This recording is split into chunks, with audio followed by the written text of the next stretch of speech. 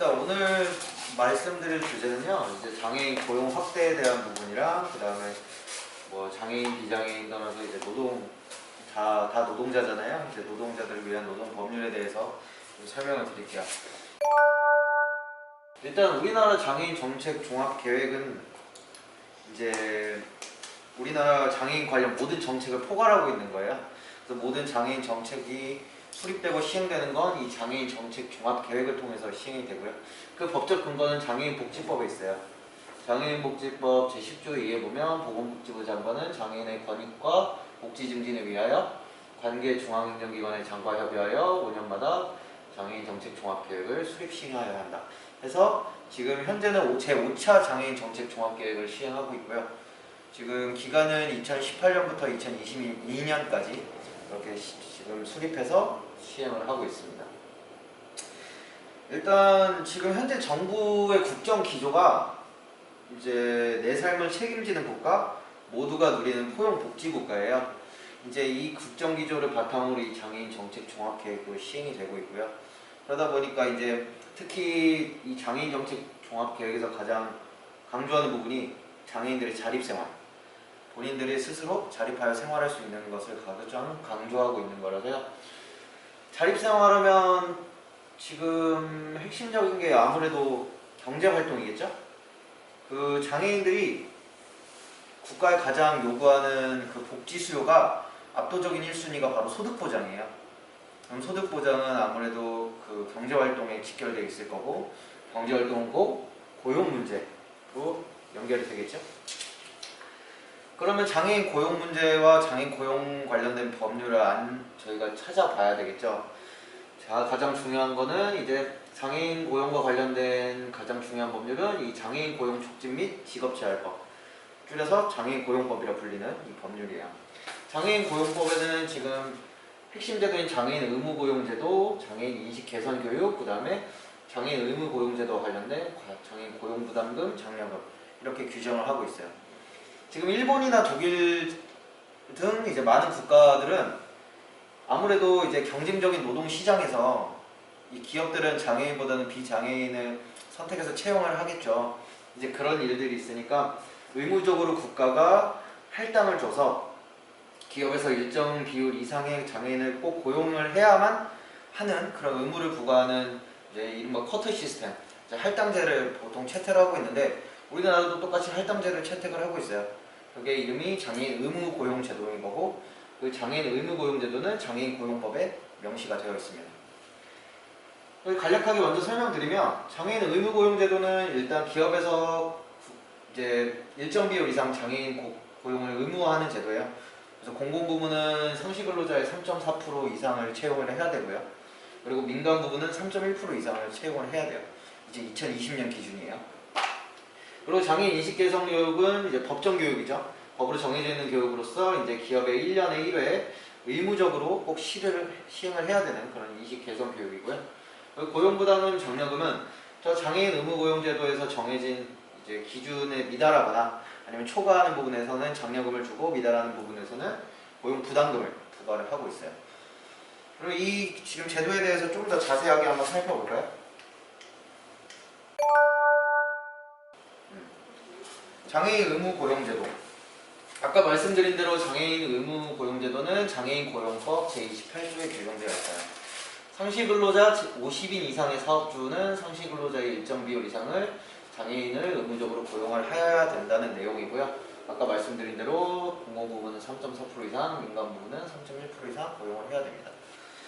이 장애인 의무 고용제도가 아무래도 기업에서는 궁금한 점이 많아요. 규모가 일정 수준 이상이 되면 장애인 고용을 해야 되고, 이제 고용을 하지 않으면 고용 부담금을 납부를 해야 되기 때문에 기업에서는 무조건 한 번쯤은 고려를 해봐야 되는 부분이거든요. 장애인 의무 고용 제도를. 그럼 장애인 의무 고용 제도에 대한 이제 그런 요건이라든지 이런 것들을 좀 자세하게 먼저 설명을 좀 드릴게요. 장애인 의무 고용 제도에서 일단 장애인 고용법에서 얘기하는 근로자는 어떤 법률적으로 어떤 의미를 가지고 있는지, 그리고 근로자에 대해서 법률에서는 어떻게 설명을 하고 있는지를 먼저 살펴봐야 돼요. 모든 법률에서 근로자는 법률마다 다르거든요. 근로자를 설명하는 게. 자, 장애인 고용법에서 찾아보면 2조에 있어요. 2조에서 근로자란, 이 법에서 사용하는 근로자란 근로기준법에서 따른 근로자를 말한다. 이렇게 규정이 되어 있고요. 다만 소정근로시간이 대통령령으로 정하는 시간 미만인 사람은 제외한다. 대통령령은 시행령이에요. 시행령에서 규정하는 그 시간, 그 소정근로시간 미만으로 일하는 사람은 이 법에서는 근로자를 보지 않는다는 거예요. 이 장애인 고용법에서는. 그리고 또 이제 가로치고 중증장애인은 제외한다. 중증장애인은 이제 뭐 어떤 요건 다 필요 없이 중증장애인은 무조건 근로자를 본다라는 뜻이고요. 자, 그러면 시행령을 보면 이렇게 되어 있어요. 소정근로시간이 대통령령으로 정하는 시간 미만인 자란 1개월 동안 소정근로시간이 60시간 미만인 자를 말한다. 그러니까 소정근로시간이는 뭐 뒤에도 설명드리겠지만 사업주와 근로자가 근로계약을 하면서 이제 근로를 제공하기로 약속한 시간, 계약한 시간을 말해요. 그 시간이 월 60시간이 넘어야 된다는 거죠. 월 60시간 이상 근로를 해야만 장애인 근로자로서 인정을 해준다는 거예요. 장애인 고용법에서는. 자, 그러면 그렇게 이해를 하시면 되고, 자, 그러면 이 장애인 고용, 의무고용 제도가 적용되는 사업장에 대한 요건을 찾아볼게요. 요건이 상시 50인 이상, 상시 근로자 50인 이상 사업주라고 되어 있죠. 이 상시 근로자라는 개념은 근로기준법에서 나와요. 근로기준법에서 말하는 상시 근로자랑 장애인 고용법에서 말하는 상시 근로자의 개념은 조금 달라요. 근로기준법은 이따가 뒤에서 살펴볼 거고, 이 의무고용제도에서 말하는 상시 근로자는 또 법률을 한번 봐야 돼요.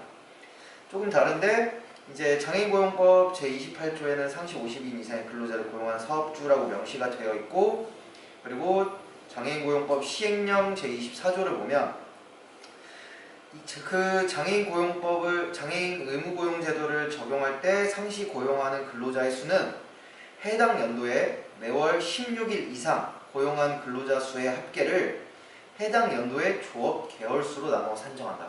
이해가 되시나요? 그러니까 매월 16일 이상 고용한 근로자 수의 합계, 아까 말씀드린 대로 그 소정 근로일이라 그래요. 이거는 그 일하기로 약속한 이제 근로일수가 한 달에 16일 이상. 예를 들어 주 5일 근무하기로 이제 근로계약을 했어요. 그럼 그분 같은 경우는 주 16일이 넘죠? 그러니까 월 16일이 넘죠? 5일 같은 경우는 보통. 그러면 이제 그런 근로자들을 하나하나 다 합치는 거예요. 그래서 근로자들의 연도를 다 총합하면 뭐 예를 들어 한 500명이 나왔다. 그 500명을 이제 조업한 개월수로 나누는 거죠. 조업한 개월수는 휴업을 하지 않는 이상은 10이겠죠? 1년 동안? 그럼 12로 나눠서 거기 나오는 수가 그 장애인 고용법에서 말하는 상시 근로자 수예요. 그 수가 50인 이상인 사업장이 장애인 의무고용 적용 대상 사업장인 거죠. 그래서 이런 요건들은 기업에서 꼭 알고 있어야 돼요. 본인 사업장이 장애인 의무고용 부담을 해야 되는 사업장인지 아닌지에 대한 판단을 꼭 한번 해봐야 되는 거죠. 그래서 어쨌든 근로자랑 적용 대상 사업장 정도 알고 계시면 될 것 같고요. 그래서 뭐 근로자, 이제 뭐 장애인 의무고용 대상에 해당되는 근로자는요, 뭐 일용직으로 채용을 하던, 뭐 이제 뭐 기간제로 채용을 하건, 아니면 정규직으로 채용을 하건 관계는 없어요. 다만 아까 말씀드렸다시피 근로자로 인정받을 수 있는 거는 월 16일 이상 근로하는 근로자예요. 그래야 장애인 근로자를 채용한 걸로 인정을 받을 수가 있어요. 왜냐면 아까 말씀드렸죠? 장애인 고용법에서 말하는 근로자는 매월 16일 이상 근로하는 근로자라고 되어 있으니까 중증 장애는 제외고요. 자, 그러면 그런 근로자들을 채용을 기업 입장에서 해야 되는 거고, 요 정도 그 장애인 고용법에 대해서는 요 정도 개발적으로 알고 계시면 될 것 같아요. 그리고 그렇게 알고 계시면 되고, 자, 그러면 장애인 의무고용 부담금 제도는 뭐냐면 장애인 고용법 33조에 규정되어 있어요. 33조에 규정되어 있는데, 장애인 고용이 3.1%잖아요. 예를 들어 민간 부분은. 근데 이제 3.1%에 미달되면 그 미달되는 근로자 수만큼 부담금을 이제 부과를 해요. 자, 보시면 고용 의무 이행률이 2분의 1 이상일 경우에는 한 명당 부담 기초액이 114만 2,680원. 예를 들어 이 사람 의무 고용을 해야 되는 근로자 숫자가 10명이에요. 이 사업장이. 근데 여기서는 5명만 채용하고 있어요. 그러면 지금 고용의무 이행률이 2분의 1 이상이죠. 근데 5명이 지금 미달되잖아요. 그럼 그 5명은 한 명당 월 지금 이 금액으로 고용 부담금을 납부를 해야 되는 거예요. 기업 입장에서. 그럼 한 명도 안 한다? 월 179만 5,310원. 이게 지금 2020년 최저임금이에요. 주 40시간 일하는 월급 근로자. 최저임금이 이제 179310이거든요. 이제 아예 고용하지 않는, 그러니까 고용 의무 대상 사업장인데 아예 고용하지 않으면 본인들이 고용해야 되는 그 의무 숫자만큼 요 부담금을 납부를 해야 돼요. 국가에. 그래서 이제 부담금도 기업 입장에서 사실상 되게 큰 인건비로 지출이 되는 거죠. 그래서 이제 이 부담금을 납부를 하냐 아니면 이제 장애인 근로자를 채용을 하냐 문제인데, 이제 기업들이 이 두 가지 선택에서 부담금을 차라리 납부하는 게 낫다 이렇게 가지 않고 장애인 근로자를 채용할 수 있는 방법을 유인하는 그런 방법이 그런 제도들이나 정책들이 중요하겠죠. 이 부담금 제도를 설정을 했지만 이 부담금 제도가 부담금 납부액이 많을수록 좋지는 않은 거잖아요. 그래서 이 납부하는 기업들을 줄여 나갈 수 있는 방법을 아마 찾아봐야 될 것 같고요. 그다음 의무고용 장려금 제도는 말씀드린 대로 초과하는 부분에 대해서 경증장애인 경우 남성 30만 원, 한 명당 여성 40만 원, 중증장애인은 남성 50만 원, 여성 60만 원 이렇게 기업들에게 장려금을 줘요. 그리고 그래서 의무고용제도 관련해서 이 정도는 알고 계시면 될 것 같아요. 이 정도 알고 계시고 기업 입장에서도 이 정도는 이제 인지를 하고 계셔야 되고요. 자, 다음. 자, 그 다음이 이제 규정된 게 직장 내 장애인 인식 개선 교육이에요. 이거는 장애인고용법 제5조의 2에 규정되어 있고요. 사업주는 장애인에 대한 직장 내 편견을 제거함으로써 장애인 근로자의 안정적인 근무여건을 조성하고 장애인 근로자 채용이 확대될 수 있도록 장애인 인식 개선 교육을 실시해야 한다. 장애인 인식 개선 교육은 아래 내용을 포함하여 연일에 1시간 이상 실시해야 된다. 법정 교육이에요. 법정 교육이라서 이걸 하지 않으면 과태료가 부과돼요. 사업장에. 1년에 무조건 한 번 1회 이상은 해야 돼요. 그러면 어떤 대상 사업장이냐? 규모 1인 이상 모든 사업체. 이 앞에처럼 편의점도 해야 되는 거예요. 모든 사업장이 하게 돼 있어요.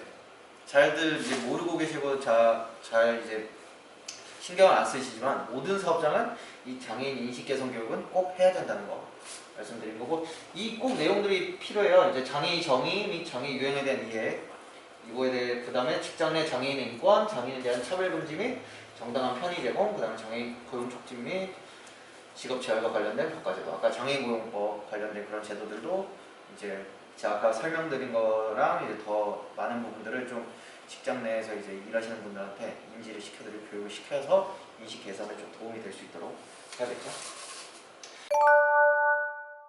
자, 그러면 우리가 이제 말씀드렸던 걸 종합을 한번 해볼까요? 이제 장애인 의무고용제도에 대해서 좀 문제점이라든지 이제 앞서 말씀드린 이제 법률이라든지 정책들 그리고 이제 통계들을 기반으로 어떤 문제가 있고 또 어떻게 개선 방향을 논의했으면 좋겠다라는 거를 이제 개인적인 이제 사견으로. 그 다음에 두 번째가 아까 통계에서 보여드렸던 것처럼 의무고용률이 저조해요. 아까 보셨죠, 통계? 의무고용률? 의무고용 이익률이 오히려 공공부문, 아까 막 정부, 공무원 거기부터가 이제 부족하잖아요. 그 대기업일수록 이익률 저조하고. 이제 그러다 보니까 장애인 고용 그리고 공용한 기업체들도 고용 절대치 자체가 높지 않죠. 그죠? 어쨌든 이제 이 의무고용제도를 이걸 채택을 하고 있는데 고용부담금만 많이 납부하고 이익률 자체는 저조한, 특히나 선도되어야 할 대기업과 공공부문에서 저조하다는 건 특히 문제가 심각하다는 거죠. 이 고용부담금은 얼마나 납부하시는지 아세요? 2016년 기준으로 민간기업이 이제 4,424억, 그리고 공공기관은 150억, 그리고 국가 및 지자체가 28억 원이나 납부를 하고 있어요. 국가 및 지자체도 납부를 하고 있는 상황이고 민간기업은 말할 것도 없고요. 예, 그래서 의무고용 이행률을 좀 높여야 될 그런 방안들을 많이 연구를 해야 되겠죠. 그 다음에 이제 부정적인 사회인식. 아무래도 장애인, 아까 이제 장애인 노동력에 대한 평가 자체가 기업 입장에서 회의적이라고 했잖아요. 거기에 대한 인식을 근본적으로 좀 바꿔야 될 필요성이 있어요. 장애인도 적합한 직무가 있고 더 비장애인보다 이제 탤런트라든지 아니면 본인의 노동력을 더 발휘할 수 있는 그런 능력이 있다라는 거를, 잠재력이 있다라는 거를 이제 인식을 모든 근로자들이 해야, 또 이제 저기 경제 활동을 하지 않는 근로자들, 이제 비경제 장애인들을 좀 끌어올 수도 있고 그렇게 할 수가 있겠죠. 그래서 이런 선입견들이랑 이제 아까 말씀드렸다시피 의무고용 자체를 부담금 납부를 피하기 위한 수단으로 인식을 해버리니까 이제 그거에 대한 근본적인 해결과 근본적인 인식 개선이 필요하죠. 자, 그 다음에 직업훈련 기회 미비. 일단 본인들이, 장애인 스스로 본인들이 뭘 잘하는지, 그리고 뭘 할 수 있는지, 어떤 훈련을 할 수 있는지, 본인들에 적합한 직무가 뭔지, 내가 잘하는 게 뭔지, 이걸 찾을 수 있는 인프라가 좀 부족해요. 그러니까 아까 뭐하면 이제 장애인들이 경제활동을 안 하고 있는 거고 할 계획도 없다고 답변을 한 거고, 재활훈련 장소라든지 프로그램이 조금 미비하고 반복적인 체계적인 훈련이 좀 필요한데 그것도 부족하고요. 국가적 차원에서 재활 서비스가 부족해요. 장애인 고용 관련해서 대표적인 선진국이 핀란드거든요. 핀란드 같은 경우에는 고용률이, 장애인 고용률이 거의 60%나 돼요. 60%나 정도 높은데 거기는 어떻게 하고 있냐면 국가에서 아예 민간 재활 서비스 업체, 그러니까 단체에 위탁을 줘요. 그래서 각 지역에서 장애인들이 직업 재활 서비스를 다 받아요. 그래서 늘 준비를 해요. 노동력. 그리고 그런 인식 자체가 사회에 퍼져 있다 보니까 비장애인들도 장애인들은 능력을 수행할 수 있는, 언제나 준비되어 있는 존재라고 생각을 해요. 그러다 보니까 그런 직업 재활 서비스를 통해서 장애인들은 이제 본인들이 근로를 할 수 있고 노동력이 있다라는 자신감을 얻게 되고 경제 활동 의지를 갖게 되는 거죠. 그렇게 이제 직업 재활을 통해서 이제 능력을 얻은 이제 장애인들은 바로바로 현장에 투입되는 거고, 기업도 준비되어 있는 장애인 근로자, 준비되어 있는 근로자로 그냥 인식을 하게 되는 거죠. 스포츠 문화 예술 활동 지원을 해야 된다고 하는데, 장애인분들이 예술 활동 진짜 많이 하세요. 스포츠 활동이나 재활 목적으로도 그렇고 그림 그리는 거나. 그래서 우리나라 뭐 패럴림픽도 있잖아요. 패럴림픽이나 이런 데 출전해서 금메달 따는 선수들도 많고, 그리고 취미로 그냥 운동하시는 분들도 많고 되게 좋거든요. 이런 문화활동이, 스포츠랑 문화활동이 장애인분들에게 되게 좋은 영향을 준다는 건 뭐 누구나 알고 수 있을 거예요. 그런 활동들을 양성화시키는 거예요. 양성화시켜서 더 지원을 해주고 그런 장소를 제공하고, 지금 어떤 기업체는요 이분들을 직접 내부화도 해요. 본인들 채용을 해서. 그래서 본인들 실업팀을 만드는 거예요. 예를 들어 저희가 예를 들어 홍길동이라는 회사가 있다. 그러면 홍길동 회사, 홍길동 컴퍼니 이렇게 옷을 입고 활동을 하는 거예요. 농구도 하고 또 하고 그 다음에 그림도 그리고. 그러면 그 활동하는 거를 플랫폼에다 올려요. 유튜브라든지 이런 데다 올려서 기업 홍보 효과도 있고 장애인 근로자의 재활을 통해서 이제 소득 활동도 되고 직접 고용해서 이제 근로계약서 쓰고 다 하는 거죠. 그렇게 하는 것처럼 기업이 직접 고용을 통한 활동 지원을 해도 되고, 재활 운동이랑 활동이랑 이제 노동이랑 접목을 시키는 거죠. 그렇게 해서 이제 좀 새로운 루트로서 이제 노동 환경을 좀 조성을 해주는 거예요. 그러면 이제 많은 이제 일거양득을 할 수 있죠. 그래서 직업 재활 서비스도 제공하고, 이런 부분들은 이제 국가 및 지자체 차원에서 좀 지원도 해주고, 그런 경쟁의 장도 열어주고, 전시회도 열어주고, 이런 식으로 좀 지원을 해줘야 이제 좀 지역사회에서 장애인들이 참여할 수 있는 기회가 많아지겠죠. 자, 그 다음에 인식개선 교육 강화. 사실 이게 가장 근본적인 것 같아요. 근본적인 인식부터가 고쳐져야 모든 제도가 원활하게 돌아가고 모든 정책들이 원활하게 적용이 되니까 법정교육 관리감독 강화해서 법정교육 꼭 지키도록 하고요. 그 다음에 그 교육 강사 전문적으로 양성을 좀 해서 좀 양질의 교육을 좀 제공을 해야 아무래도 인식 자체가 좀 개선되는 데 많이 도움이 될 것 같아요. 그래서 인식 개선 교육 강사를 좀 전문적으로 양성하고, 이 취업 사례 홍보 이것도 굉장히 중요해요. 지금 장애인 고용공단에서는 한 번씩 이제 선례 같은 거를 발표하거든요. 그 고용 사례집을 발표해요. 가보시면 봐오셨겠지만, 그래서 기업들이라든지 이런 기업들이 소개가 되고, 그다음 기업들이 어떻게 채용을 했고, 어떤 근로자를 채용했고, 이 채용하기 위해서 어떤 과정을 거쳤고, 그 효과가 뭔지 이런 이제 기업명까지 다 나열하면서 이제 사례집을 만들어서 배포를 하거든요. 그런 것처럼 이런 취업 사례들을 많이 홍보를 하고 기업에서 어떤 시너지를 얻을 수 있는지 장애인 근로자들 통해서 이런 것들을 좀 많이 알려줘야 기업에서도 장애인 근로자에 대한 선입견이 있었는데 이런 선도적인 기업도 이렇게 하네? 라는 것들이 생기고 궁금해서 장애인 고용에 대해서 더 생각하게 되고 알아보게 되고 그래서 그런 것들을 좀 필요하게 되고요. 그래서 양질의 교육감에서도 이제 국가에서 지원을 하면서 각 사업장의 교육 인식 개선 교육을 이제 꾸준히 주기적으로 이루어질 수 있게 법정 교육이 잘 지켜질 수 있게 준수될 수 있게 이제 하는 게 가장 목적이 클 것 같고요. 그다음에 이제 장애인 맞춤형 지원인데 그 장애인들도 장애 유형별이 있죠. 유형별로 본인들에 맞는 적합 직무가 있을 거고 그 적합 직무에서 또 본인들의 이제 직무 능력이 있을 거고 그렇죠? 이제 이런 것들을 잘 찾아서 그냥 탁상행정식으로 그냥 막 하는 게 아니라 진짜 실무적으로 그 유형별로 딱 이제 직무 분석과 직무 개발을 하는 거죠. 장애 유형별로 필요한. 그래서 그 적합한 직무를 배정을 하고 훈련을 하고 이제 이런 시스템 인프라가 필요해요. 인프라 시스템 필요해서 이런 직업 훈련 체계를 좀 구축을 할 필요가 있고 그래서 유형별로 맞춤 지원을 좀 강화를 하고 그다음에 특히나 체험 플랫폼. 이 체험 플랫폼이 요새 많이 발전이 돼요. 사람인이나 이런 것들 있잖아요. 이제 뭐 그런 것들을 통해서 장애인 고용에 대해서 많이 이 홍보 효과도 가져올 수 있어요. 체험 플랫폼을 이제 활용을 해서 장애인 고용에 대한 어쨌든 뭐 이제 방법이라든지 그리고 장애인 고용 직접 매칭을 시켜준다거나 그리고 장애인 근로자도 쉽게 접근할 수 있는 서로에 대한 진입장벽을 좀 장애인 고용에 대한 장애인과 그리고 기업 간의 그런 진입장벽을 좀 허물 수 있는 중간에 체험 플랫폼이 발전이 돼야 될 것 같아요. 지금 그런 움직임들이 있어요. 장애인 전용 체험 플랫폼이라든지 이런 움직임은 있어요. 그래서 그런 것들이 좀 더 발전되고 많이 알려진다면 이제 장애인 근로자와 기업 간의 어쨌든 고용 관련된 이제 진입장벽이 조금 허물어지고 같이 좀 소통할 수 있는 그런 기회가 되지 않을까 싶거든요.